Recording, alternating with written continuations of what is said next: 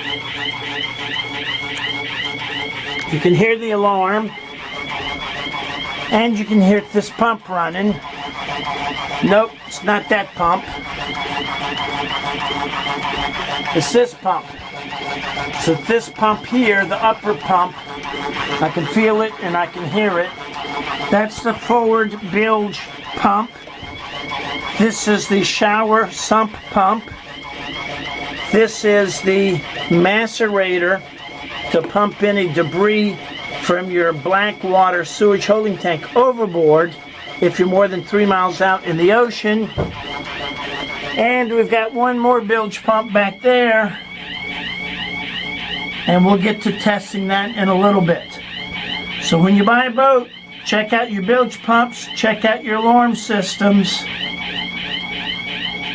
and of course, check out everything else on board your boat. The engines, the oil, the antifreeze, the gearbox fluid, the sewage system over there, that's a vacuum flush sewage system.